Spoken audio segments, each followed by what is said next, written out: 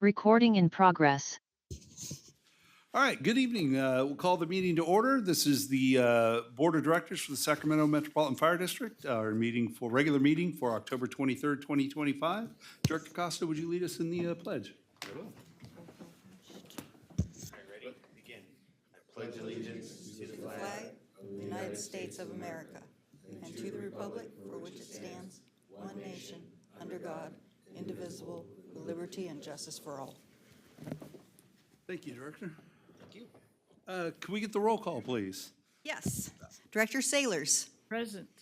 Director Gould is not here, absent. Director Stark. Here. Director Weber. Here. Director Wood. Here. Director Costa. Here. Director Clark. Directors Rice and Jones will not be with us or absent this evening. And for the record, General Counsel Lavra is joining us on Zoom tonight. Thank you. Thank you very much. We'll move on to the Metro Cable announcement. Tonight's meeting is being recorded. It will be replayed on Metro Cable Channel 14 on the Comcast and DirecTV UVerse systems. It will be closed captioned and streamed also on metro14live.saccounty.gov. Today's meeting will replay at 6 o'clock on Monday, October 27, and again at 2 o'clock on Wednesday, October 29, 2025 on Metro Cable Channel 14. It can also be viewed on demand at youtube.com/MetroCable14. Right now is the opportunity for members of the public to comment on matters on or not on the agenda. Do we have any speakers? Yes, I have one speaker card from Roger Mitchell. Excellent. Good evening, Mr. Mitchell.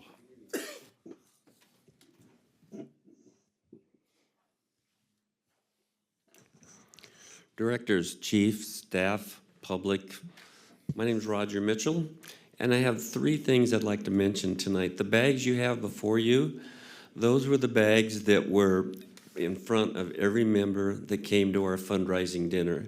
Now, what you have in them is different than what they had, but I would like to explain what those are. Three things. Number one, there's a newspaper in there. The person came to Old 111 and asked some questions, they'd heard about the restoration. He wasn't telling me that it was even going to be published, and unbeknownst to us, it popped up a couple of weeks later. So we gave you a copy of that in your bag there tonight. Secondly, the Horseless Carriage Club of America, that event that was put on at Station 111 by your public information officer, we have in the newsletter for the group that I belong to, it's called the Northern California Regional Group of the Horseless Carriage Club of America. This is their full club newspaper that they put out. In your bag tonight, you have a 3-page article all about that event, and I think you'll find that very interesting. Now to our fundraising dinner. It was very successful. I would tell you that the chief was involved in a very lively, shall we say, auction item. Unfortunately, he wasn't successful, but I think he got the price up to where what happened was it was a $700 item. So, Chief, thank you for that. But what I'd like to do is invite Mark Siebert up, head of your logistics. He came to the dinner at, I think it was 7 or 8 in the morning with a truckload of help, and they brought ice and they brought cables and but I would like him to come forward and tell you what they did. I think that's important, and let him read the names into the record tonight of everybody that came from Metro Fire to help us. So with that, Mark.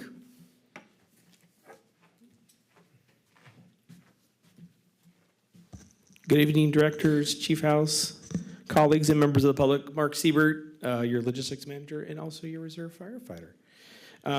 So, like Roger said, there was a good amount of reserve firefighters that came with us to help with the event. It's nice to be able to give back to the community and just do these type of events, especially bringing up the next group of young folks, getting to see some of us older folks, and helping out. So I'll read you the good list. So We had 2 cooks that kind of help with the event, which are retired employees from the district. So you have Scott Courtney, who was one of our mechanics for a long time, and then Curtis Banks, who was one of our fire inspectors. So it's nice that, Scott lives in Idaho, if you don't know that, and comes back for this event every year to help cook. And he spends all day doing that. And just the dedication to him alone to come down and do that, is remarkable. And that's just, that's the love with the fire district, right? Is that people care and are still willing to come back and do events, even though they've been retired for years or just, a little bit of time. So also our reserve firefighters. So we have Dennis Berry, myself, Dave Manley. So those are the long-term folks, as I'll call us. And then we had 3 brand new folks. So Kaylin Camacho, Dylan Rector, and Shane Smith. So it was nice to have them kind of be part of the event, kind of see what we're doing. So helping cook, prep all the food, get everything ready, helping set all the tables up, delivering all the ice, getting all the drinks ready to go, helping people in and out, whatever was needed. So that was kind of what the big reserve group. It was a nice long day. We helped clean up. A lot of us are older helpers, so it was nice to have just a bunch of, manpower is nice when you need help. So it was nice to have a big group versus, the small core group this year. So that's all I have. So I'll turn it back over to Roger. Thank you very much. Any questions, Director and/or Chief? Any comments or questions for Mr. Mitchell, Mr. Siebert? I just want to say thanks for all the work you guys did. It was great to see the young reserve firefighters there. They had a great attitude, very enthusiastic, positive, all night long with that crowd. They were always had a smile on. So very positive for the future, their future and ours. So thanks for all that. You're welcome, Director. I think I told you this last meeting I was here. If not, I think this needs to be mentioned. In this organization that we put this event on, it's important that we always give credit to what people do to help us. And that's why we asked Mark to come forward and read those names. This was a 14-hour day for all of us. So, and then the one thing that it really impressed me was when the chief came, I asked the chief to say a few words, and I told the chief, I says, and we've also asked Director Ted Woods to say a few words. So the chief came back to me and said, we had this discussion, and we went over and we would like the leader of our logistics department, Mr. Siebert, to speak for the district. And I will tell you, gentlemen, he did a fantastic job.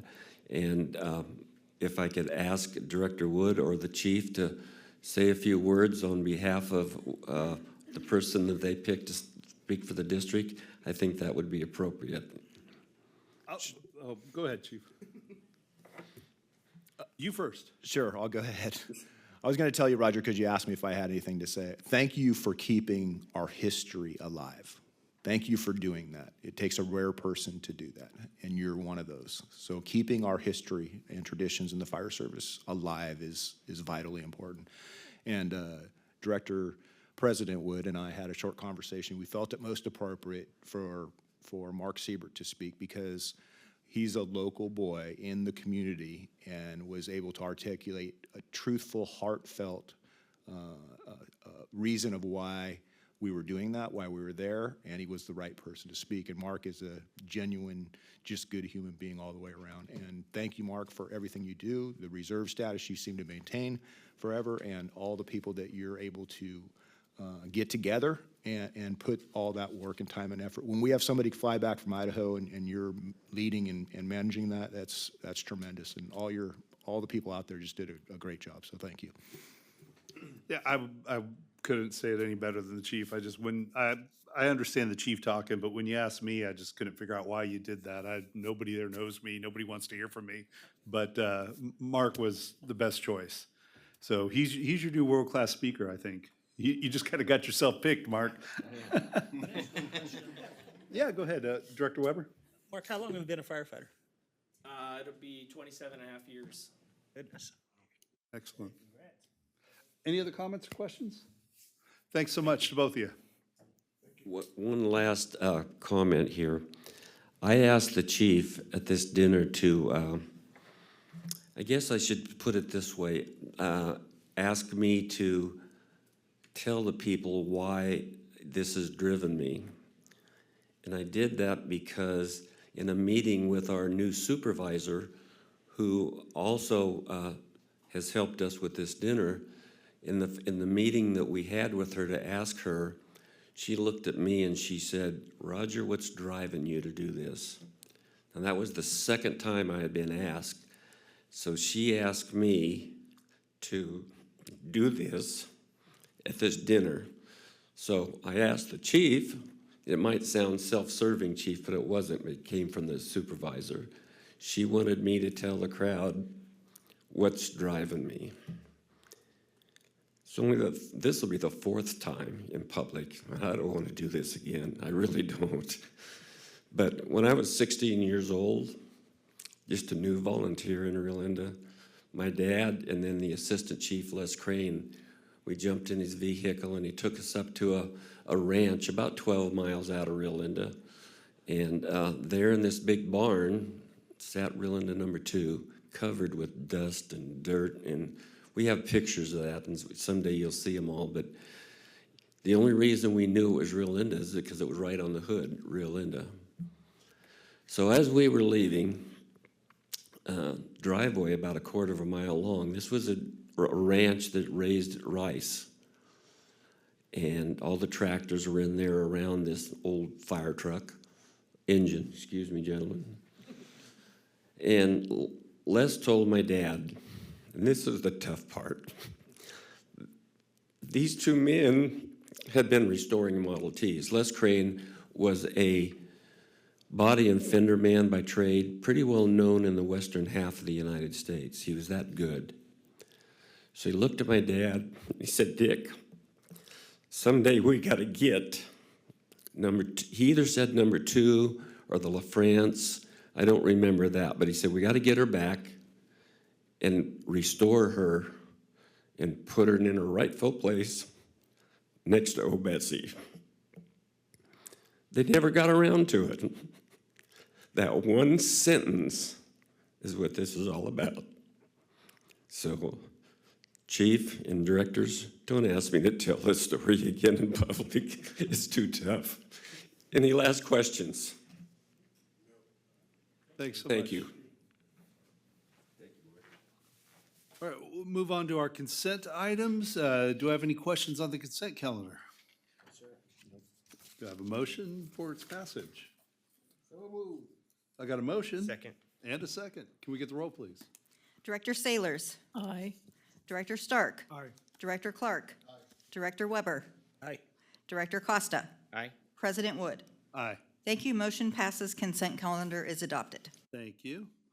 Move on to presentation items, the annual pension valuation and Metro 14 comparison. CFO O'Toole, good evening. Welcome. Good evening, President Wood, directors, Chief House, and colleagues and members of the public. So I just want to observe first that we're taking this out of order. We're going to get the right slide up in a moment. Just because the topic, the annual pension valuation Metro 14 comparison kind of is more of a baseline understanding before we get into the performance of the CalPERS funds. So it will make sense. Okay, so let's see. For this presentation, annual pension valuation Metro 14 comparison, I'm going to share major findings in CalPERS's most recent valuation of our pension plan, and as well as a comparison with Metro 14 agencies. If you recall, I did this presentation last year, so this is an annual update on this topic. Let's see, the annual pension valuation from CalPERS provides updated market performance data on our pension plan, as well as the anticipated costs we'll have to pay next year into the plan. This report is part of CalPERS's annual statement to its members and to the state of California and to local agencies like ourselves. It includes the fiscal condition of the agency's plan, how our contribution amounts affect the overall level of fundedness, and the cost to ensure all future retiree costs are covered. We'll also look backward at some trends in our two plans and review the most recent reported market returns. So, jumping in, this is a little bit of background on our plan. Pretty high level, comparing a year ago, July 24 to July 2025. First thing to note is if you, last year when I had this presentation, we had 3 rows. We had a safety plan, a miscellaneous, and a PEPRA. CalPERS has combined the miscellaneous PEPRA into the miscellaneous plan. It's noted there includes miscellaneous PEPRA now. And it's a relatively small change for us because we're largely a safety plan agency. That's where the bulk of our spending occurs and the bulk of our staff are located. So as you can see under active employees, the number of safety plan employees went from 607 to 642, a 5.8% jump.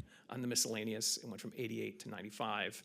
Our retirees and the safeties went from 860 to 870, a small increase, and then a small decrease on the miscellaneous plan of 160 to 158.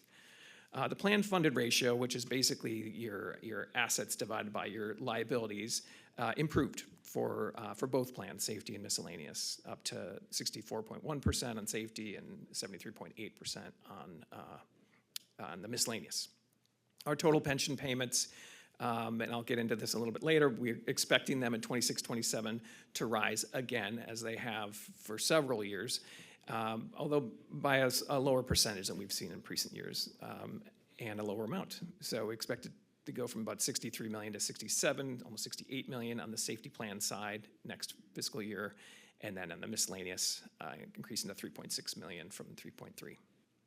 So there's just some high-level numbers on the plan and what we expect to see next year. This is a CalPERS slide, and what it is showing is the investment return. So one of the big drivers when we talk about funded ratios, the assets divided by liabilities, a big part of that is how CalPERS did in the market. So this is showing that over the last 20 years, they had positive returns in 17 of those 20 years. Probably notable in the recent years was in June 30th, 2022, when there was a 27.4 swing from 21.3 down to negative 6.1. So that really affected our contribution significantly that year. And since then, the market performance has improved from 5.8% to 9.3%. Important thing to note there is that bluish green line across the middle there, around 6.8%. That's the target return for CalPERS. So this, in 2024, they exceeded it. They had 9.3%. And that contributed significantly, but not exclusively, to our improved funded ratios and our safety and miscellaneous plans. So now in these next 2 slides, we'll look at those plans, starting with miscellaneous classic and PEPRA, the combined plan now. Let's see, the blue bar is employees' normal costs, the cost to fund the pension system for the year specified. And as you can see, that blue bar kind of growing gradually over the 10 years shown there. And the red bars are the unfunded liability. You can see how that grows pretty consistently as well through 27, 28, and then starts to level off as as what is hoped for is that those market returns start to come in consistently at 6.8. That's what that would look like. By 2030-31, we are forecast to pay about 1.5 million in annual normal contribution costs and 3 million in unfunded accrued liability for non-safety employees. That's what that looks like at the end of by 2030-31. So the next slide is employer costs. So looking at the safety plan. Let's see, notice the blue column, or the normal costs again, grows slowly but fairly steadily across the period there. That's our annual contributions to the plan for existing employees. And then the red column, the unfunded accrued liability, tends to grow steadily overall by about 5 million a year on average before leveling off in the later forecasted years. Altogether, the combined normal cost in UAL has risen from about 45 million all the way to the left in 21-22, up to about 67 million in 26-27, and about 78 million in 2030-31.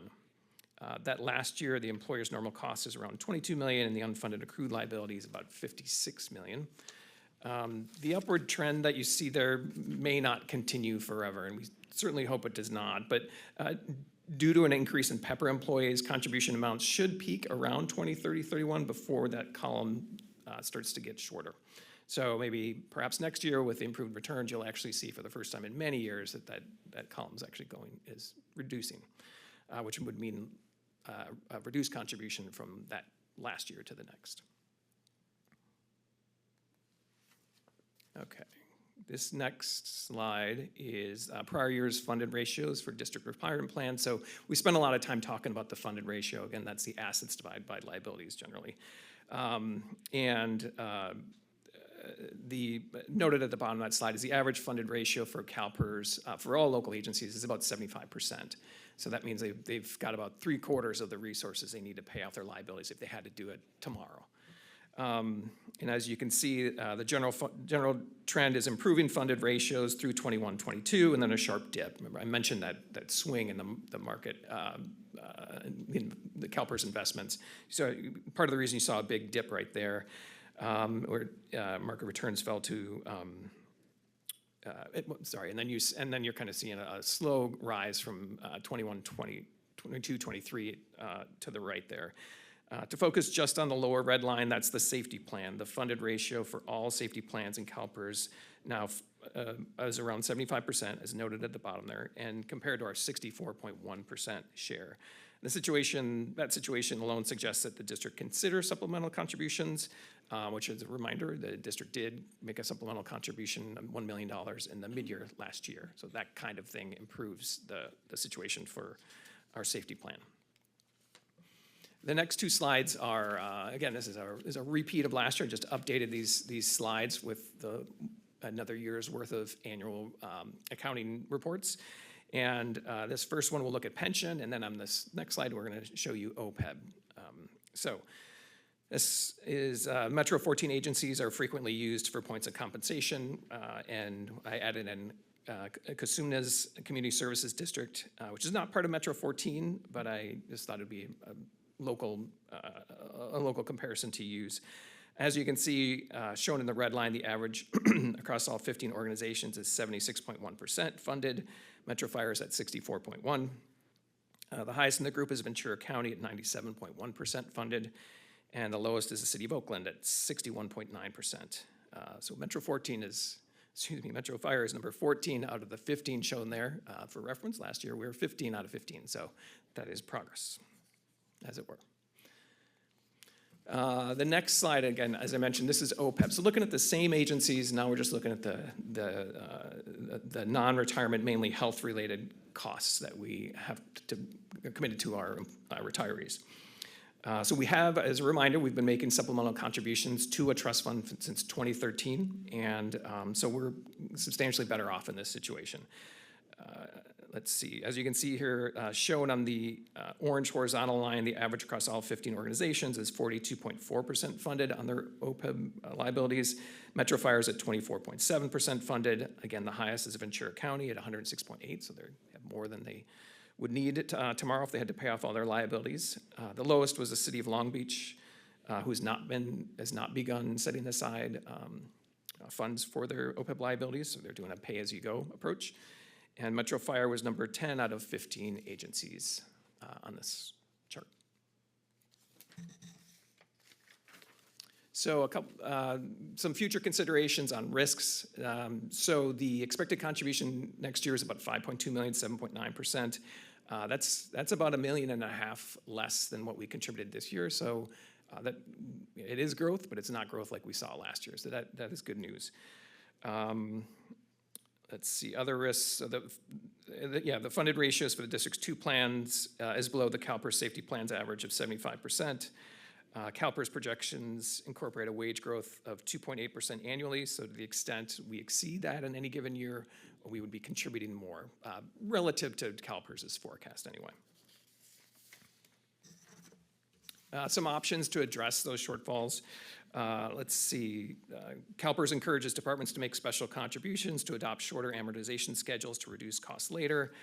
Some of those options are invest in the CalPERS Employees Pension Pre-Funding Trust, again, which we started just earlier this calendar year, and invest in the CalPERS OPEB Trust, which we've been doing since 2013.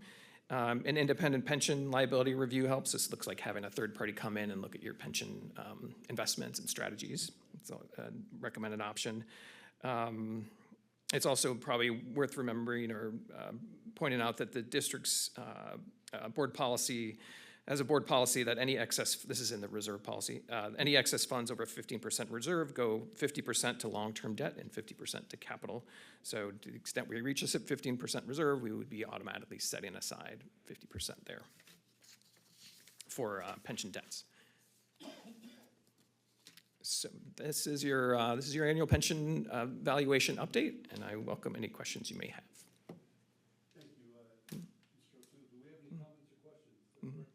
Quick question.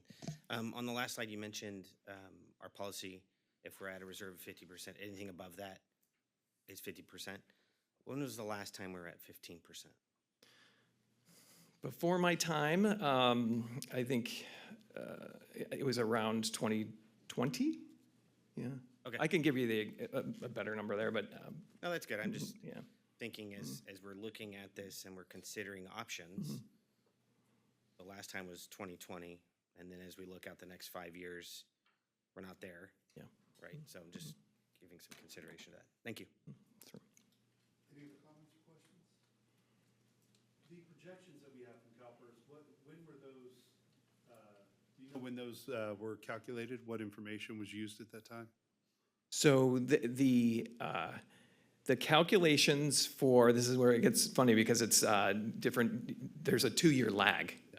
So the calculations for 26-27, that would be effective July 1, 26-27, we have a person from CalPERS who's gonna come up in a moment too, but I'm gonna take this one on my own. June 30th of 2024.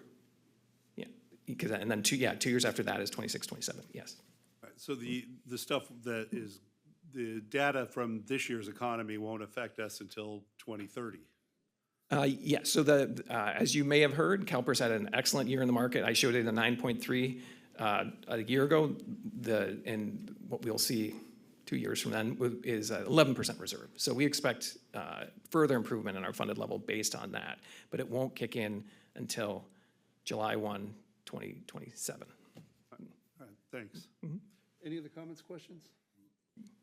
All right, thank you, Mr. O'Toole. You can stay there because we're moving on to the CalPERS CERT and CEPPT account update. Great, and thank you again. I'm going to bring up Therese Lowe from CalPERS to present the update on these pension investments and OPEB. Thank you, CFO O'Toole. I appreciate it. You did a very good job, actually, of explaining the pension, so great job. Sorry, one technical question. Should I be able to see the presentation here on my screen? No? Okay, excellent. I'll just look up then. I will raise my head. Thank you to the board for having me. Thanks everyone here in the public meeting. I appreciate you inviting me today. So the purpose of this presentation is to give the board an update on the CERPT and the SEPT accounts for the fire district. These are the Section 115 pre-funding accounts for both OPEB, which is other post-employment benefits, specifically healthcare in retirement, and the pension itself. So these have an internal revenue code designation of 115. That's why we refer to them as Section 115 trusts. And just for transparency, CalPERS does take care of 2 of these trusts. So my name is Therese. I work actually at CalPERS, but specifically only with these 2 trusts. The first one I'll go over today is the California Employers Retiree Benefit Trust. That is designated to OPEB. And the second one, the California Employers Pension Pre-Funding Trust, dedicated to pension. So I will try and be clear and succinct about the differences between them, but we'll dive into the OPEB trust first, the CERPT. That was established by CalPERS in 2007. And at the moment, we have just about 599 employers who participate in that trust, $26 billion of assets under management. The pension trust is newer, established in 2019. 103 employers participate with us there. These numbers change every month pretty much, but currently $322 million of assets under management in that trust. So we'll begin with the SERP account. That's for the OPEB pre-funding. Oh, I skipped ahead there. There we go. So we'll take a look at the GASB 75 valuations. These are actually provided to the district by McLeod Watts, your consulting OPEB actuary. So we can see some differences between the 2021 and 2023 valuations. Not a huge amount of difference in terms of the total number of participants there at the top, but you do see an increase in the present value of benefits. That number there, basically, it tells us, what is the value of every single dollar that's been promised to our retirees, our employees who will receive this benefit in retirement. That's what that number represents. Below that, the total OPEB liability, $302 million there, has increased since the last valuation in 2021. And then there's a couple of important numbers you'll want to be aware of. First, the actuarially determined contribution, which I've boldened, ADC. That's the number that your consulting OPEB actuary is saying, look, this is the best way to kind of fund this liability if you hope to catch up and become 100% funded in due time. And then below that, you'll see projected retiree premiums or pay-go cost, and then a second number underneath that, implicit rate subsidy credit. The combination of these two numbers is the amount of assets that you can take out of this trust in the fiscal year that we end in June 2026. Those numbers represent what the actuary is saying they expect the cost of this benefit to be in that fiscal year. Now, these trusts, Section 115 trusts, they are irrevocably dedicated, meaning that the assets sitting in this trust, they're dedicated to the benefit itself. So that means, this benefit is going to cost a certain number of dollars in this fiscal year, and that certain number of dollars is the maximum amount that can be withdrawn from the account in that fiscal year as a result. The district participates in Strategy 1 of the SERPT program. We have 3 strategies, just for transparency. And your consulting OPEB actuary has an assigned a discount rate as of the 23 valuation of 6%. We'll skip ahead. If my little remote will wake up. It won't wake up. Oh, there we go. So this is the SERPT account summary. We are looking at data from the inception of the trust, just about 13 years ago now, until October 14th when I pulled this data from our database. So we're in Strategy 1. The initial contribution came in 2012. That was $1.7 million. Additional contributions have come in fairly consistently since then. They've totaled over $63 million, and we don't have any disbursements coming out of this trust in that time. Investment earnings of $43 million and $43 million, excuse me, $43 million, and then SERPT expenses, $477,000 for that amount gained. So as of the 14th of October, the assets in this trust are sitting at $108 million, excuse me. The money-weighted annualized net rate of return over that time, 7.52%. This is just a quick overview, but we'll take a look at this in a little bit of a closer detail here. Same amount of time, so from inception to the 14th of October, when I pulled this data, if we start all the way on the bottom right of this page, you'll see 7.52 in the bottom right column there. That's the same number we saw on the previous page, indicating from inception to the 14th of October. If you stay in that same far right column and you go up just row by row, we're seeing from inception to the end of the fiscal year that's being shown in that row. And then if you hop just one column over to the left on the same table, you'll see isolated fiscal years. So of course, we know the market doesn't exist in a bubble.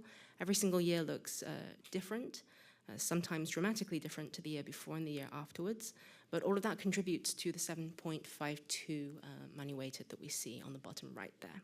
I've also included the cash flow, so you can see contributions coming in every single year very consistently, no disbursements being taken out, and the cumulative numbers are there as well, just for your reference. And then this top table, that's showing us trailing snapshots. So it's actually a snapshot in time, 3, 5, and 10 years, going back from October the 14th, back 3 years, back 5 years, and then back 10 years. And the cumulative net rate of return there obviously looks different in each of those periods. Over the last 2 years or so, we've had very robust conditions in the market. So you can see 14.93 there in the 3-year.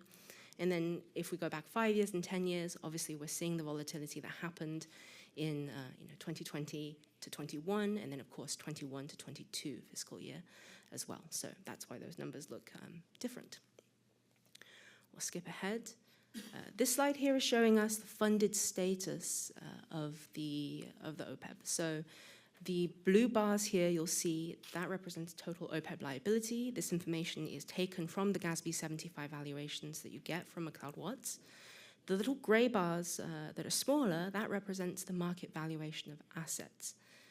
You can see as long as this benefit is being offered, the cost will increase over time because the cost of everything increases over time. Market valuation of assets is increasing over time as well consistently because of the contributions that come into the trust. The orange line represents the funded status. So as CFO O'Toole mentioned earlier, just under 25% funded as of the last valuation, which will be the 2023 valuation.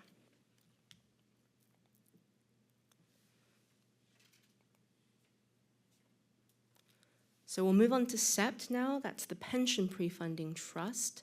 This is all information that actually Mr. O'Toole covered earlier, so I will skip it in the interest of time, and we'll just dive straight into the SEPT account summary. So the district has been pre-funding the pension much less time. Like I mentioned earlier, the OPEB was being pre-funded since 2012. The SEPT is actually established just earlier this year. So the initial contribution came in April, totaling $333,000. Additional contributions have come in since then, totaling $666, for a total of just about $1 million. In here, SEPT expenses over that time, $819 for the $80,000 or so dollars that have been earned within the trust. So the money-weighted annualized net rate of return in just about a 6-month period, 25.9%. Now, unfortunately, on this next slide, I obviously don't have a whole lot of data to show. This is a very new trust. So I'm just showing the cash flow here, just for your reference, and then the same internal rate of return on the bottom right there, 25.9, which we saw on the previous page. As time goes on, and I deliver this at future board meetings, you'll see trailing snapshots and, of course, increased data in the cash flow as well. I'll just take a brief moment to present the portfolio itself on these two trusts. We are unique within the program. Our program is called Pre-Funding Programs, and our investments are sectioned off, they're firewalled from the pension fund itself. So quite unique within CalPERS, where are I believe, the only ones who function in this capacity. The portfolio, it's a very simple portfolio, actually. We have a menu of just 3 strategies in SERPT for OPEB, strategy 1, 2, and 3. The district is pre-funding in strategy 1, which is the more aggressive strategy. That has an expected yield of 6.4%, standard deviation of 11.5, and it's measured on a 20-year time horizon.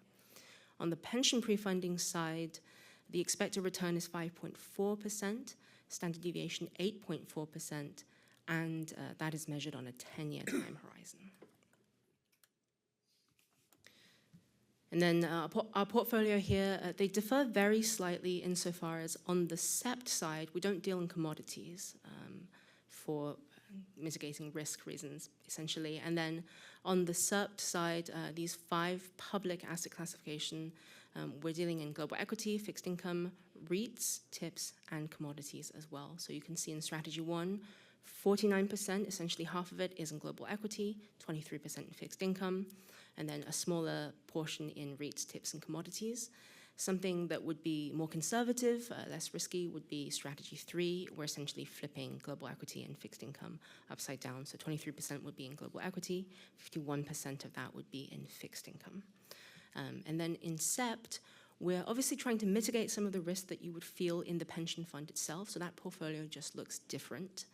It's not quite as aggressive as SERPT. 37% in strategy 1 is in global equity, 44% in fixed income, and then, of course, REITs and TIPS as well, but a much smaller portion. And then I always like to include the SERPT and SEPT time-weighted investment returns across 8 periods. We actually put these up on the website. So if you're ever interested, you can go up on there. Every single month we update this. It's trailed by about a week or so. In strategy 1, you can see of the 26 billion or so in this trust for OPEB, over just about 22.8 billion of it is sitting in strategy 1, so you are in good company. and we're performing well against the benchmarks in most of these time periods as well. In SEPT, the same is true for SEPT. Most of these assets are sitting in Strategy 1 as agencies are trying to catch up to these liabilities. And of course, we don't have the 10-year just yet, but in time we will. And then I thought I would just include the time-weighted investment results from inception of each of these trusts. So SEPT, when it began in 2007, it only had one strategy, and we didn't have SEPT at that time. So you can see all of that data going back to 2007, 2008 fiscal year. Obviously, we see these ebbs and flows, ups and downs in the market. The investment team, State Street, who handle these investments for us, they are measuring this on a 20-year time horizon. It is a longer investment period for a long-term benefit, obviously. And so we're not making any knee-jerk reactions to the market. In the years when things are performing exceptionally well, like in 2020 to 2021, we're not making adjustments to the portfolio as a result of that. Likewise, in the years when things don't go quite as planned, 2021 to 2022, we're not making knee-jerk reactions there either. We do have a 4-year ALM cycle, asset liability management cycle, where these will be looked at. And in fact, the next one will be happening in June 2026. So it's coming up. And then one quick change that I want to bring to your attention, we actually lower the fees on our SEPT trust. That happened just about this time last year, the 1st of October 2024. We were at 10 basis points for 10 fiscal years, and we were able to successfully implement a 1.5 basis point reduction to bring them down to 8.5 basis points. I believe that that's a record, keeping it there for 10 years and then bringing it down. I believe before that it was at 12 basis points for a couple of years, 14 prior to that as well. So no fee raises in all that time. On the SEPT side, that is a much newer trust. We don't have quite the volume of participants nor the volume of assets, but as time goes on, we'll definitely look into reducing the fees on that as well. We are obviously not for profit, so I believe we're the only not-for-profit Section 115 provider in the state of California. And then these are just quick reminders of the reimbursement and the liquidity of these Section 115 trusts. Being in a Section 115 trust, it is completely voluntary. It's not required to make contributions. You can make contributions at your own schedule. If the district were to seek disbursement out of either of these trusts, it is irrevocable to the dollar amount of the payment for that benefit itself in the fiscal year. So I've highlighted what those numbers ought to be for the fiscal year that's about to end in June next year. And then we provide some reporting benefits for the district. So you receive the GASB 75 report from your consulting OPEB actuary. We will provide the GASB 74, which is the schedule of changes in FMP, and that helps them produce the 75 report. And of course, we do provide trust support services. So myself being here today is one of the services we do provide, help with contributions, disbursements. And if you have any questions, you're very welcome to reach out to myself. I will have an email at the end of this presentation. You're also very welcome to come up to me and ask questions afterwards if you would prefer. Any questions from the board? Do we have any questions for Ms. Lowe? Line by line. Yeah, I say that right? correct, yes. Do you have any questions? Nope. Well, No. excellent job. I appreciate the detail. Thank you so much. Thank you for having me. Take care.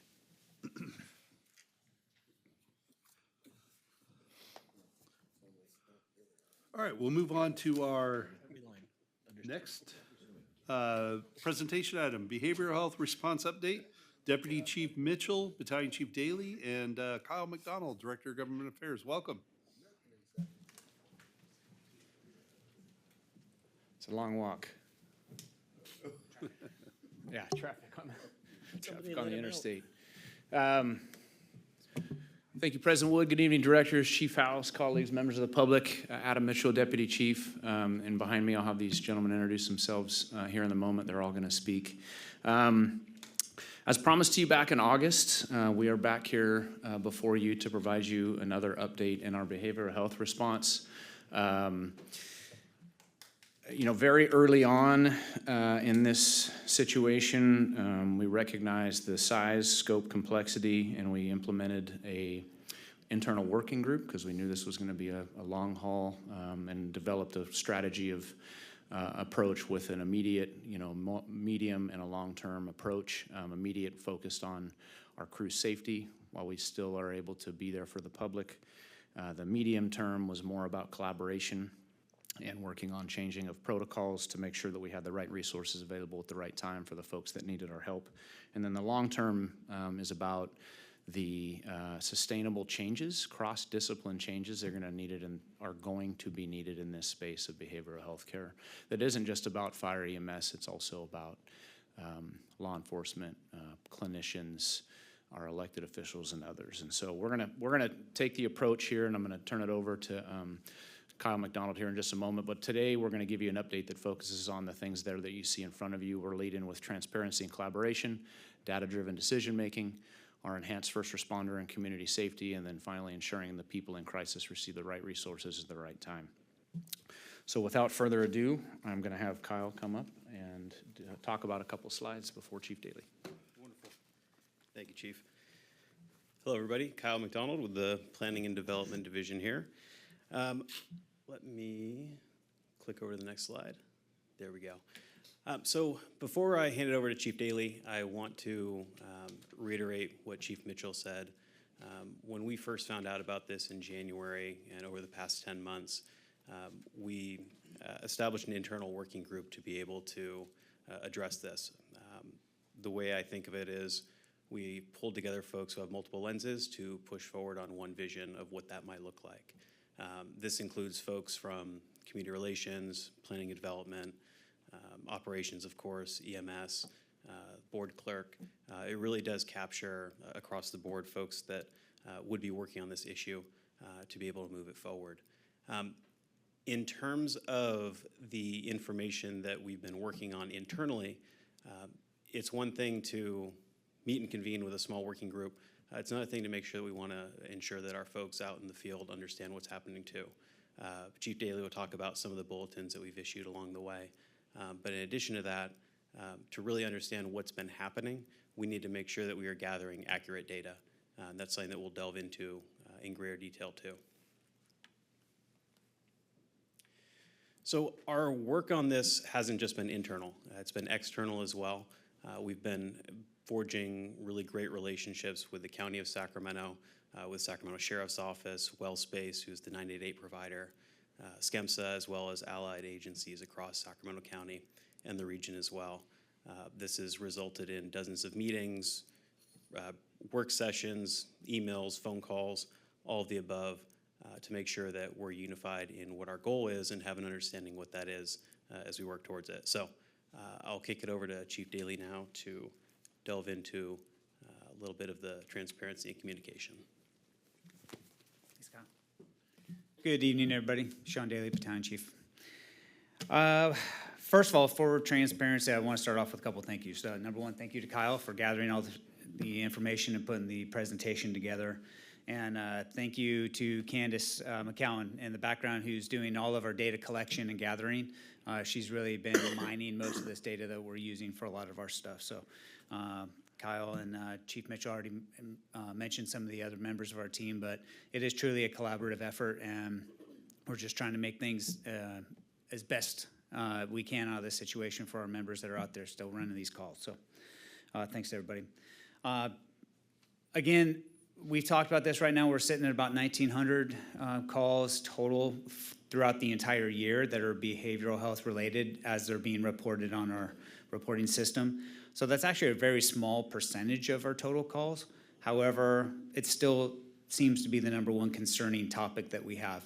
If you've visited any of the stations recently, you'll know that that is the question that comes up at the coffee table, at least for me most often, is what are we doing with this and where's it going?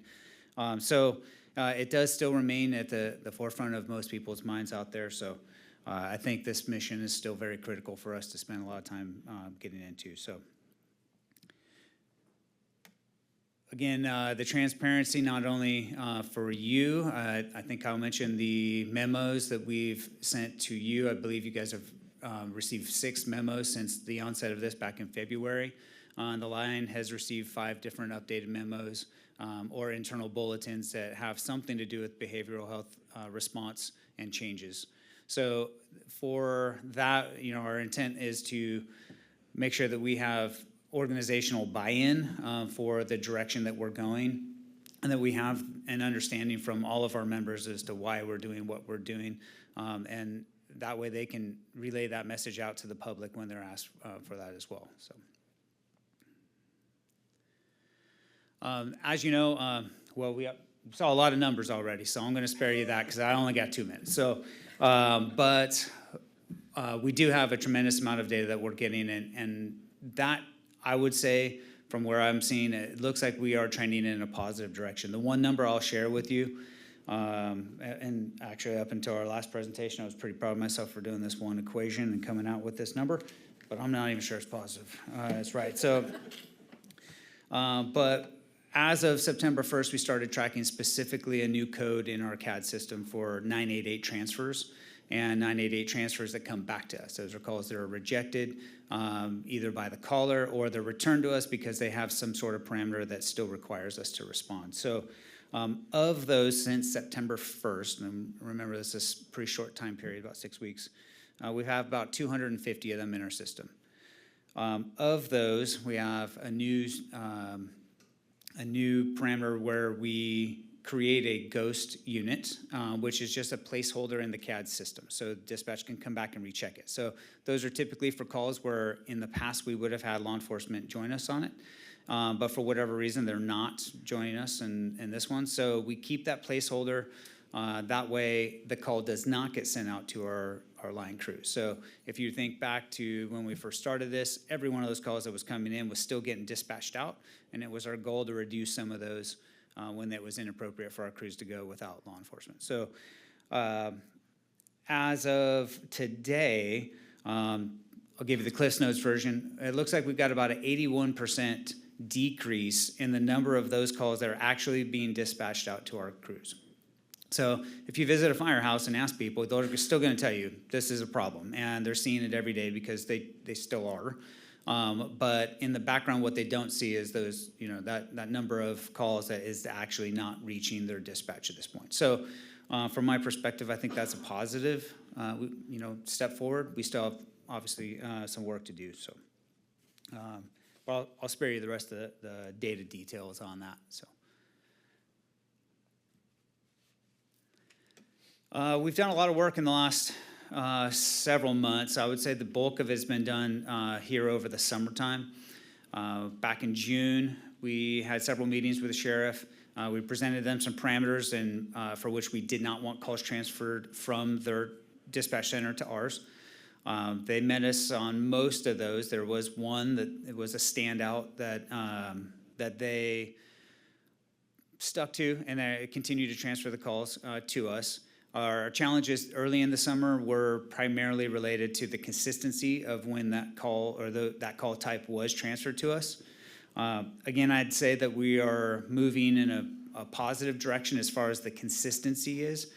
We may not like it on our end that we are still receiving some of those calls, but in analyzing them and looking at some of the data and the reasons why they were sent to us, it does seem the vast majority of them are in alignment with what the sheriff's stance was on that. So, so if we're looking at consistency from the sheriff to our dispatch center, that is, again, in my opinion, moving in a positive direction.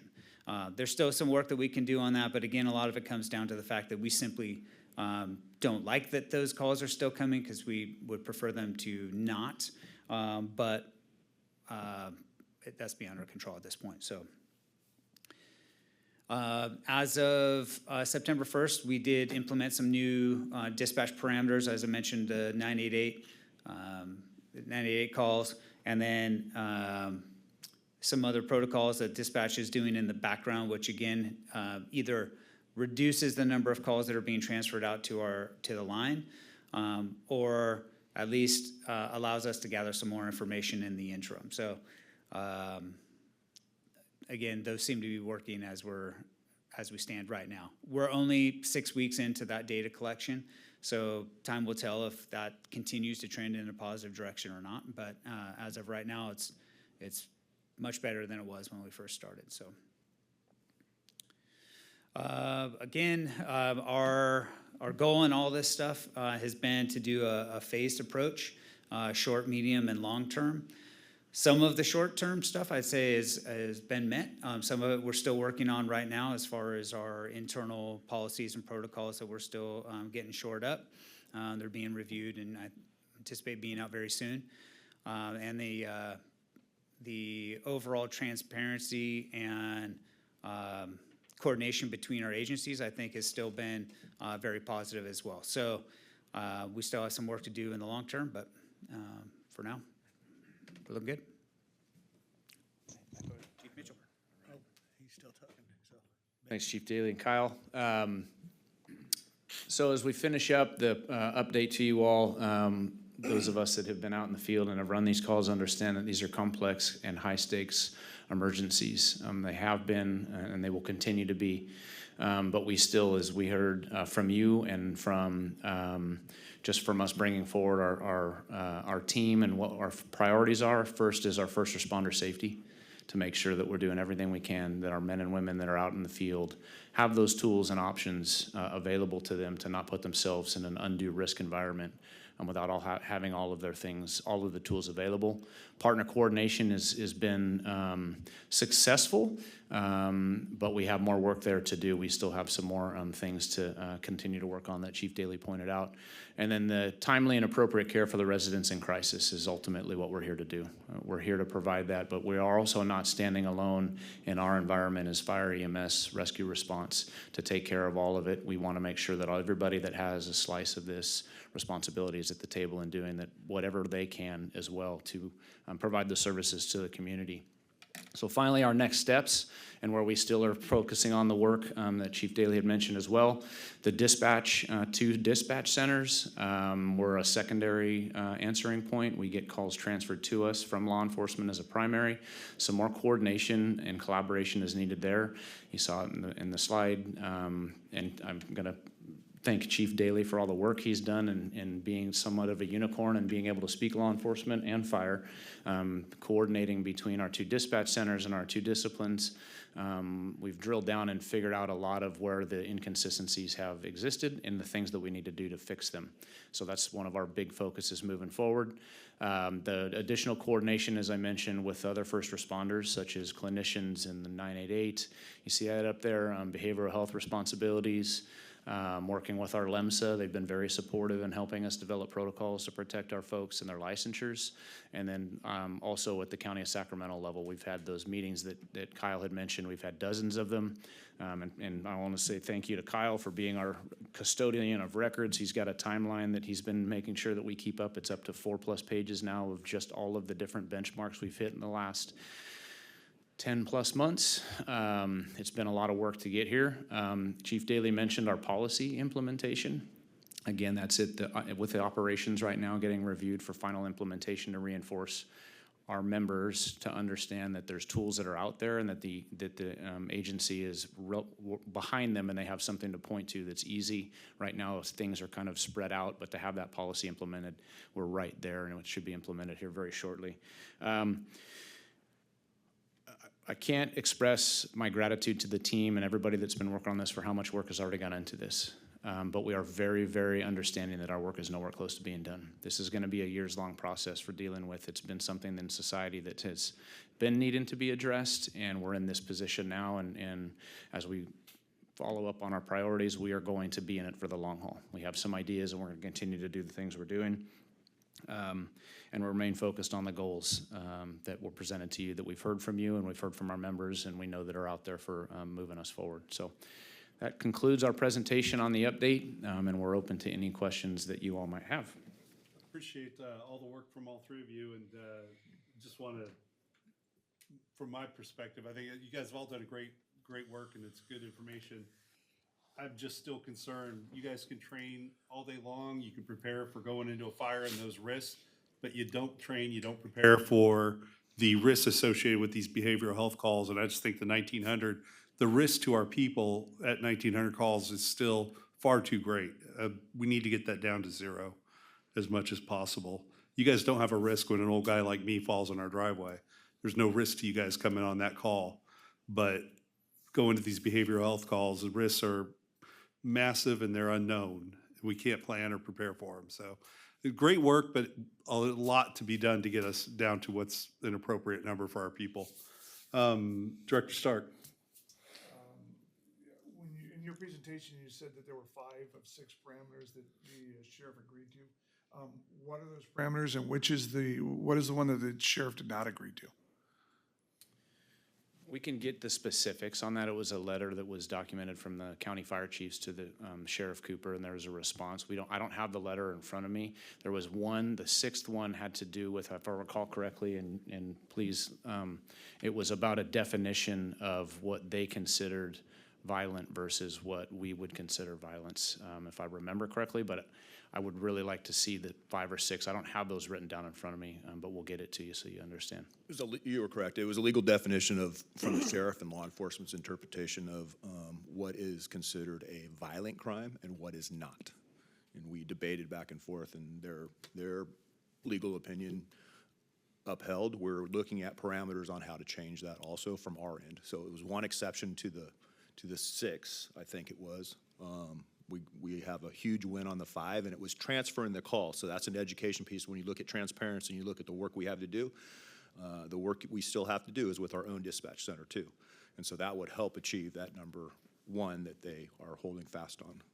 And so we're shifting that work from where the sheriff is justified to saying exactly what he did, to say that they're holding fast on there because it's a legal definition of how they interpret the law versus when that is transferred to our dispatch center, the work we have to do is with our own dispatch center. What I'm learning, change at our dispatch center is hard. Sure. Is hard. And it's not impossible. There's been a lot of great work done. That's where we have some work to do right now, and we're focused on that. That's a key parameter. I mean, the definition of what is violence. Correct. Yeah, and just, Chief, and I appreciate that. I think it's worth noting that is a call transfer to our dispatch center. That's one aspect of what we're talking about. The actual dispatch is where, for our own folks, the wins that Chief Daly's talked about, for us to be able to change what's actually coming, where it used to just be comes in and goes out, took a lot of work and a lot of effort and a lot of legal review and things like that. Like, that is actually where the rubber meets the road and where we have some immediate work that we're working to get that better, but it's gonna take some more work to get it to where it needs to be, to President Wood's point. We're not done, but we are better. Yeah, and you hit the nail on the head. And I think that's probably something that you can elaborate on, or I know Chief Daly can. What are we doing with that number 1 that's getting transferred over that we didn't have a win from our side on, right? That's where I believe Chief Daly has implemented, has a good matrix for a risk profile, right? Or something along those lines. Now it's for us, the county chiefs, to give direction to our dispatch center and get our dispatch center to follow through with that next step. So I assume that policy that we're awaiting is going to be through the policy committee? It's actually an operations policy, so we will update you on it. Again, Chief Daly's done a ton of work here. The risk assessment, we didn't want to hold up to finish getting that done, because ultimately not only our own dispatch would be doing it, the sheriff's dispatch that received the primary call would be doing it, and we would never see it until the right resource responds, right? So it's an operations policy, but you will be updated on it when it's implemented. And again, it will likely and should continue to change because of these other things that we're working on, but we didn't want to wait to get the policy done. Thank you. Director Weber. Yes. First and foremost, the 80-something% you said that is not getting through anymore, phenomenal work. I appreciate the dogs with a bone over there, and I know you're not going to let go of that. But I'm sure it's ignorance on my behalf. But you had mentioned memos that had gone out to the crews, such as guidelines. I'm sure they're somewhere, maybe they're in Metro apps. If we can talk and I can look at those and see what the crews are actually seeing, what guidelines they have been given. I know you're going to perfect those in the future, but I'd like to see that as well. Just so when I have conversations with them, I go, okay, we're here, Yep. and we hope to get here, and the policy is going to come out. And, excuse me, should be very clear to the troops as far as the captain's making the decisions at this point with the new information and the policy that's coming out. So Yeah. again, great work. That's a big number and a very big win. So thank you. Absolutely. Yeah, we'll get you those. And I'll just say it, none of us like to be doing it that way because it's been so reactive to get to where, you know, we were surprised. We're in it now, we're gonna work on it. But that, to make those changes over time, just as somebody that's been involved, as these folks are, you start going, I can't remember, like, what, where, and that's why this policy will be helpful there. But yeah, over the time, I mean, I've got the document here of the timeline with all the different things. It's very comprehensive, but we'll get those to you so you have awareness. Thank you. The last one went out for the changes from, that went into October 1st, was the last update. Yeah. Director Costa. Thank you. Great work. Quick question. We talk about all of our partners and we say dozens of briefings, meetings, work sessions. Has there been any asks of us? And if so, what are they? Thank you for asking. So that is what I'm talking about when I'm saying long-term and the approaches that we're gonna need to take. There has not at this point been anything specific asked of you all other than to be aware that this is going on, which you all are. And when you get the opportunity to talk amongst other elected officials, but specifically to what long-term change looks like, it's going to take you all being involved with others elected. We have had some of those initial briefings with our county elected officials on the board, some of them, but it's not gonna end there. There are, that next step, I don't wanna put the cart before the horse, that next step involves exactly what you're talking about, that long-term piece, legislative change, things that will be the sustainable part of what right looks like for our community and our members. Thank you. And I think, as Director Weber indicated, some of that information that's going out for us to have, so when we're meeting with members of this organization and then externally, it'd be helpful. So, thank you. Yep, we'll make sure you get, I'm looking at Marnie, I know we'll get it to you through the email system. I want to clean that up real quick. So the memos, we'll get a packet together for the memos, have Marty send this to all the directors. And same thing, we can get speaking points that I know Kyle's all over with talking points for where we're looking for legislative help on, and we'll get those sent out to you. And I think that's a good way to clean that up, and we'll funnel that from your office over to Marty's and just get that to all the directors. I knew Kyle wouldn't let us off the hook. Yeah. So. And I want to go back real quick because I want to clear this up for the record since this is a public meeting. The one, I did find the document, seemed to come prepared most of the times in my packets, and since this was a talking point, the one sticking point that they did not agree with transferring those was any call where a violent crime or assault has likely occurred and deputies have not yet been dispatched, i.e. call is pending. Yep. Excuse me? We would not until the sheriff is either en route or on scene saying it's clear, but they're not going to stop transferring those calls over to us because violent crime comes into play of different levels of medical emergencies where they don't want, I believe, any of the liability back on their dispatch center or the sheriff's department. And so that's where they had a sticking point to where when we wrote that up, and that was the document that I did forward to all of you that all the county chiefs signed, and we gave direction to have support from the county chiefs, not just Metro Fire, take that to our meeting with the sheriff and his executive team.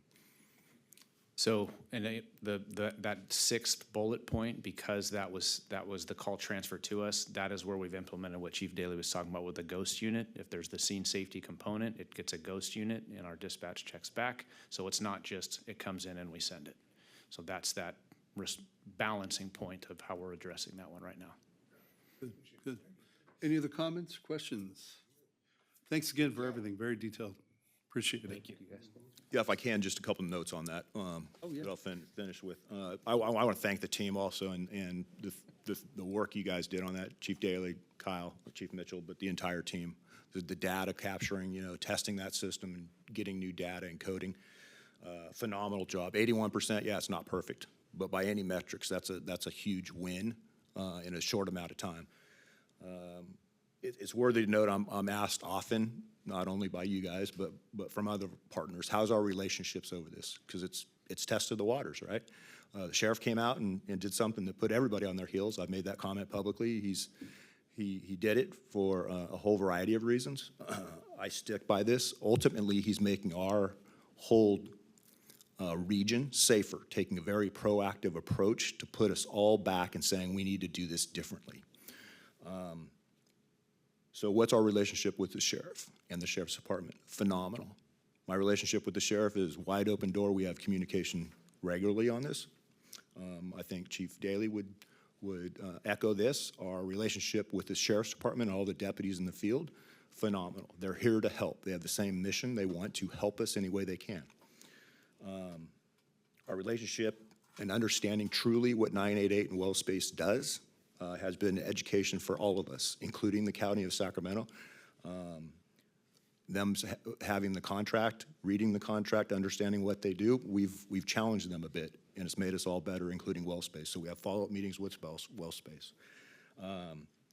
County Board of Supervisors, phenomenal. Phenomenal help, understanding and providing assistance and clarity. It put them on their heels in a variety of different divisions that they oversee. It's made all of us better, and the meetings that we've had with each of the supervisors in our jurisdiction over this have been extremely positive, eye-opening, with a whole bunch of follow-up. And we've all agreed we're going to continue this with getting the right people in the right room to make change, to get us over making that 81%, 100%. Will we get there? We'll challenge ourselves. It'll never be perfect, but I commend the team, 81%. Thank you. Thank you for taking the lead on this. Thanks for putting the time in. This is about leadership. This is about protecting our members and the public at the same time. Thank you to all of you pushing the envelope, getting this a very clear direction that we cannot move forward the way we were. All right, thank you so much. Keep up the good work. All right, we're going to move on to our public hearing. This is an introduction and first reading of the proposed ordinance 2025-02, amending the 2025 California Fire Code, Title 24, California Code of Regulations, Part 9. This is Deputy Fire Marshal Diana Schmidt, and I think I have to open the public hearing now. So we're open. Good evening. Good evening. Thank you, President Wood, directors, Chief House, colleagues. Dinah Schmidt, Deputy Fire Marshal, and I'm here just to give you a very quick overview and background for the ordinance that you're considering tonight. Every 3 years, the international codes are amended to address new technologies, changes, new data, and oftentimes tragedy. So the code will reflect that. California then adopts portions of that international code and also makes their own changes. There are laws then that allow us as a local jurisdiction to make modifications to the California Fire Code that reflect what is needed of our community and for our firefighter safety. Metro Fire has always had an ordinance, even since its inception, and even the predecessor agencies. We are making a couple of changes this year, which is why maybe this seems like a new process, even though I'm telling you we do this every 3 years.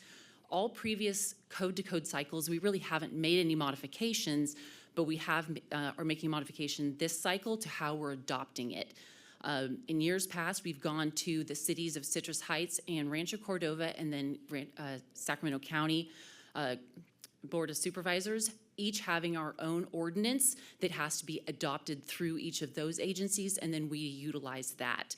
The Health and Safety Code allows us as a special district to actually have just one cohesive document that is adopted by our board and then ratified by each of the cities and the county. It's a much more succinct, efficient, and serves our community, developers, builders, homeowners in a much more clear and concise fashion, which is why we're going about doing it this way this year.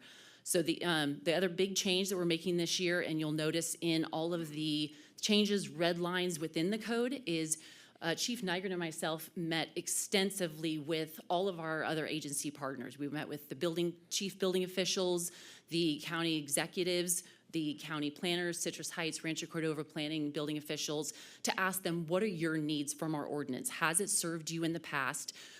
Are there modifications that we can make that will not sacrifice our community or firefighter safety? And in fact, there are modifications within this code that we actually think helps benefit firefighter safety as it relates to all of our vacant buildings, making sure that we can get tenants in there so they're occupied and no longer a blight to our community, healthier community, obviously providing tax base, but then also not having that unknown when firefighters are going into a boarded-up building, potentially then having to also risk their lives to potentially save, transients that are living inside there.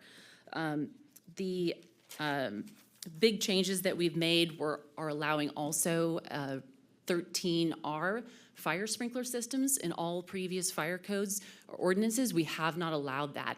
We heard from all of our developers and our cities and county that with the cost of housing and the need for low-income housing, those 13R systems are a hybrid between residential systems and commercial systems that are much cheaper, cost-effective to install. And we already are seeing contractors asking us, when can we submit plans with 13R systems to utilize in our upcoming developments? So tonight, we're just presenting the ordinance for your consideration, first reading, and we'll be doing a second reading in the near future. I will say we have had great response from our partners with Rancho Cordova, Citrus Heights, and the county. They're very appreciative of these modifications, changes, and they do support this ordinance. Thank you so much. Any questions? Thank you. Do we have questions? Director Costa. You answered my first question. So you've been working with the agencies, Correct. And they're supportive of this new process of ratification versus an ordinance. Yes, they are. Very good. And then you mentioned on the fire sprinkler piece, Yes. working with the developers. So my next question was, you've been working with the agencies, but have we worked with other stakeholders that would be impacted one way or the other with these changes? We've been talking with a lot of the BIA, the Building Industry Administration. Association. Yes, and working with them. One of the huge changes that they were requesting was fire flow and water requirements under construction. In the past, we actually removed all Chapter 33 from the fire code, not allowing them to make modifications or reductions of fire flow under construction. We've struck all of that out to allow for there to be lesser fire flow in communication with our suppression division in terms of what do you need during construction, what can you provide, and is it okay if we remove this? And so that was obviously, one of their asks, and we fulfilled it. Fantastic. And I know you said it, but I just want to repeat it, that we're making a lot of changes given the feedback we received. Correct. But these changes are not putting the men and women of this organization in harm's way or the community. It's really Absolutely not, we're yes. managing both. Yeah, Thank you. it's quite the contrary. Thank you. Public comment? Is that Is there, next? yeah, is there anyone online wishing to make a public comment? Please use the raise your hand feature. And if there's anybody in the room wishing to make a public comment, please come to the podium.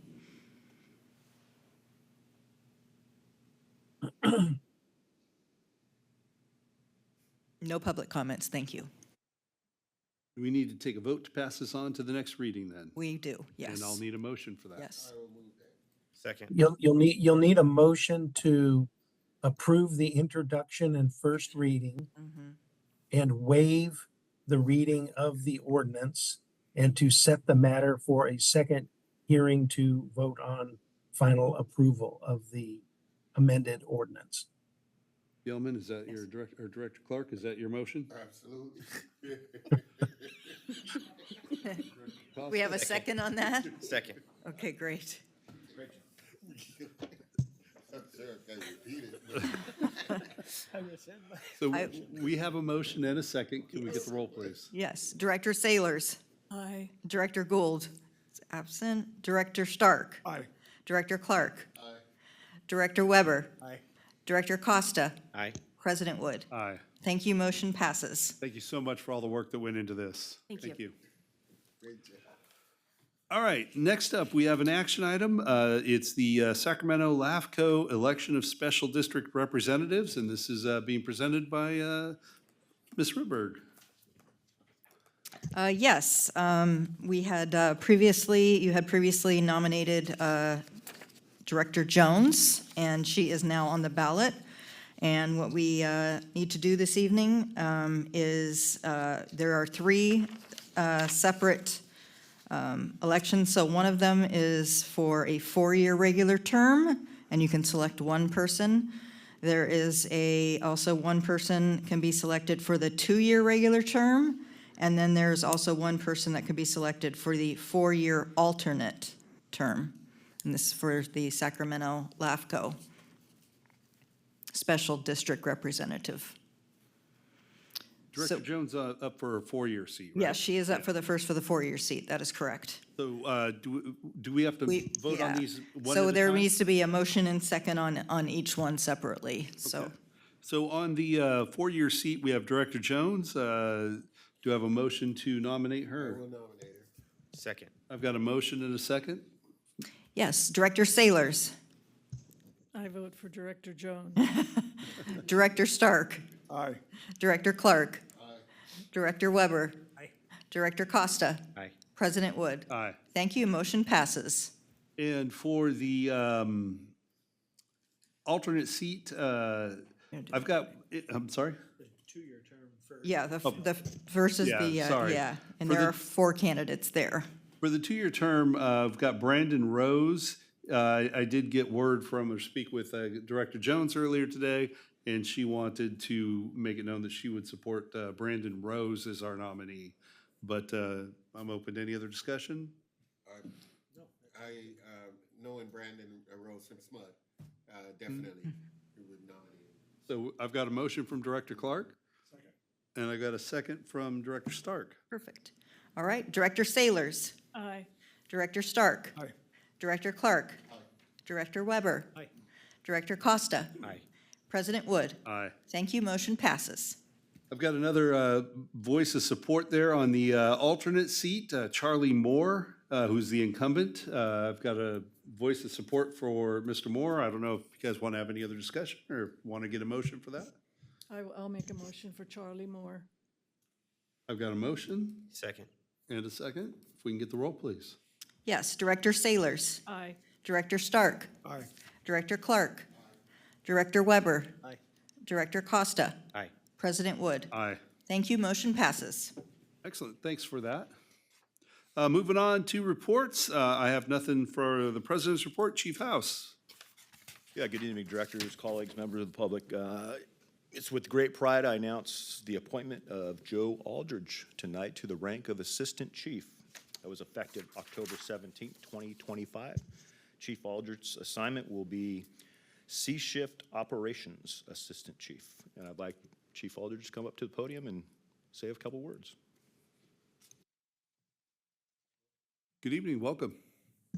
Hello, directors, Chief House, Metro members, members of the public.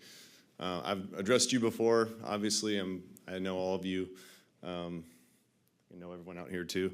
So it's kind of awkward to come up and introduce myself, but I've addressed you as a battalion chief, 522 rep. But I am very honored to be here, humbled to be appointed as an assistant chief and in charge of the operations on C-Shift. I'm excited about it, and I'm really looking forward to the opportunity. So, you have any questions for me? Any comments or questions for Chief Aldridge? Congratulations. Congratulations. Congratulations.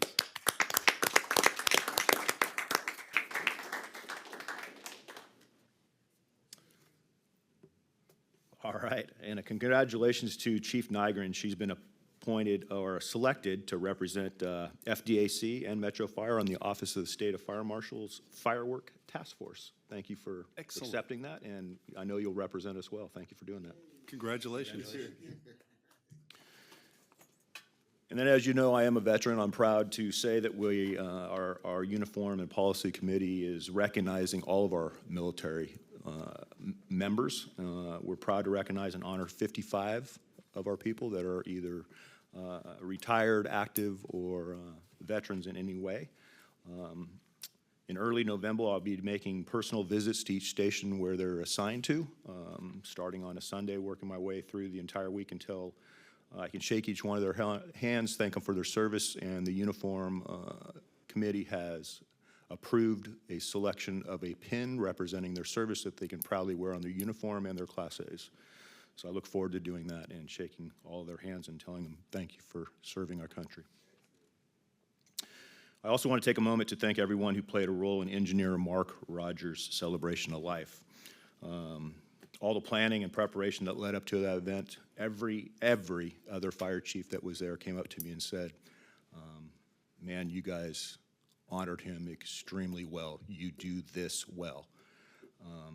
I'm proud to say we do it well. It's something that I hope we don't do all the time and have to do it well, but when we do it, we do it well. And every fire chief that was there and every other organization just expressed their sincere gratitude for the invitation, but said our team that was part of that to make sure we honored Mark and his family's wishes. We did it crossing every T with respect and honor.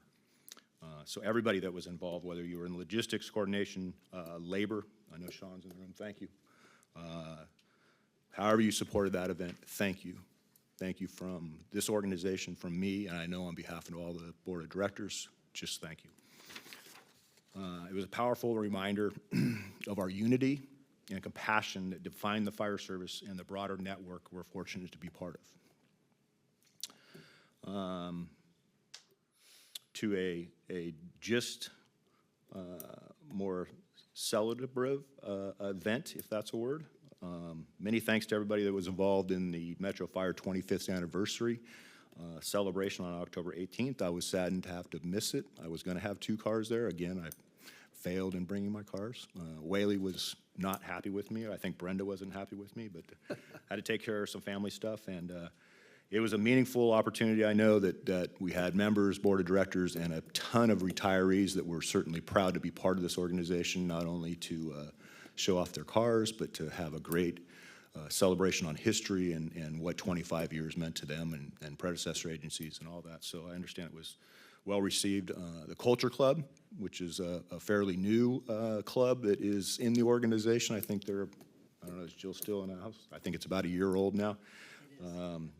Thank you to all the Culture Club who put on this tremendous event. A lot of the planning, organizing, coordination to make sure everything went well. I think it was something we've wanted to do as far as utilizing the parking lot and space we have out front in our whole own headquarters building. So I look forward to having other events doing the same thing, and I understand the weather was great. So just thanks for everybody that put that together. Success. And for tonight, that's the end of my report, unless you have any questions for me.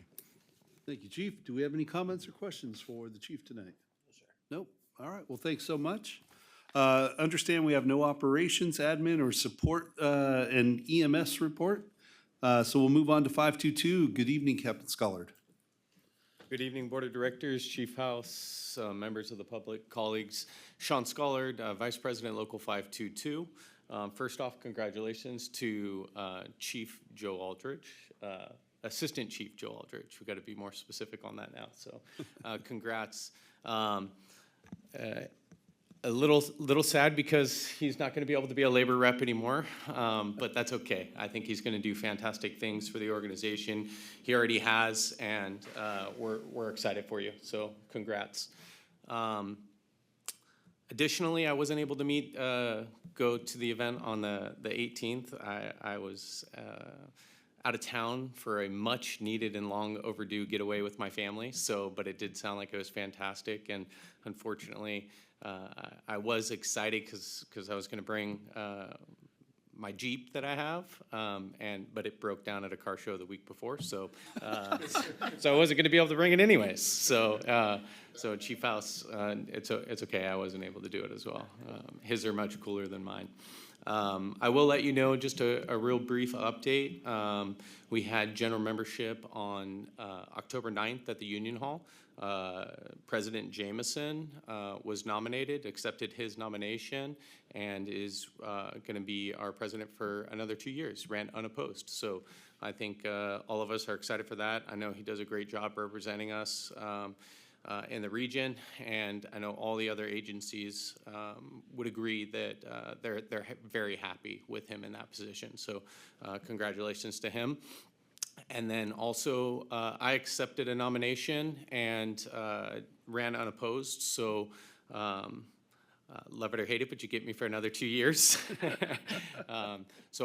I say that lightheartedly. I really do love this position. I have been able to work in the firehouse recently.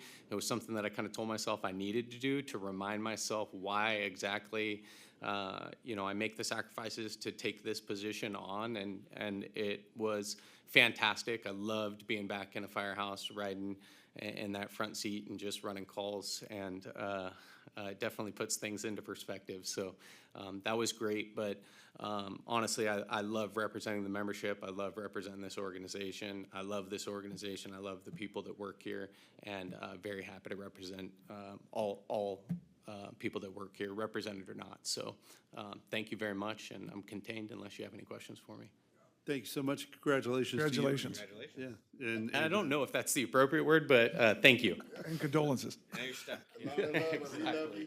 Thank So you. do we have any other comments or questions for Captain Scullard? No, all I gotta say is you love us and we love you too. I appreciate it. Thank you. All right. Thanks so much, Captain.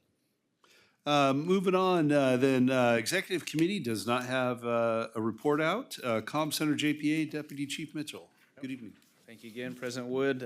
Just back for a moment as an alternate board member. Chief Rika couldn't make the meeting, so I attended in his place. The meeting took place on October 14th, where Cosumnes Fire appointed a new primary representative to the board, a recently appointed Deputy Chief Josh Freeman. We also voted on and supported a couple of technology upgrades at the center that are part of their strategic plan or in alignment with continuing to upgrade the technology there so that we stay ahead of it. You all are aware technology changes quickly, so I was happy to support those initiatives. And our next meeting is scheduled for next Tuesday, October 28th at 9 a.m. End of report, unless there's questions. Thank you so much. Any questions on the Comm Center JPA report? Thanks, Chief. Finance and Audit Committee, Director Jones isn't here. Director Stark? We received a bi-monthly fiscal report through August 31st, 2025 from CFO O'Toole. I'm sure that'll be coming to all of us. And our next meeting is January 22nd. Thank you. Thank you so much. Policy Committee, Director Costa. Thank you. No report. Our next meeting is scheduled for November 13th. Thank you. Moving on to board member comments and questions. Director Sailors? I'm contained, thank you. Director Clark? Yes, I want to thank everyone for the reports, and I'm grateful to our members and especially our executive staff is doing such a good job. And Chief, thank you for the open and communications with the different agencies with which we're affiliated or we work with. I just love to see the open communication, and that's what we need to do. We need to talk to each other and to better serve our community. That's all I have, Chief. Thank you, Director. Director Stark? Director Costa? No comment. Director Weber? I just want to say hello, Kyle. Nice to see you. I miss you. Wish we could see more of you, but still nice work behind the scenes with your team. Thank you.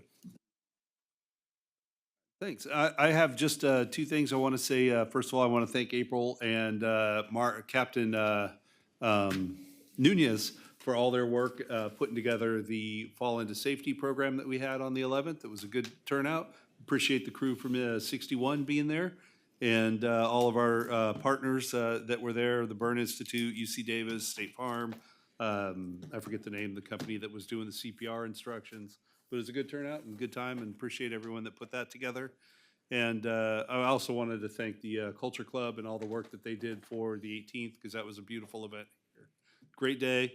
But now there's 3 times that you've missed putting your car in something related to the organization. So I don't think you do. Yeah. I don't think you do, Chief. So you'll have to prove us wrong next year at the Hot Rods and Hops event for the Burn Institute next September. So look forward to seeing your car then. So you got 9 months, 10 months to buy one, go get one, do something. All right? All right, with that, we will go into closed session. Thank you. Recording stopped. Take a minute.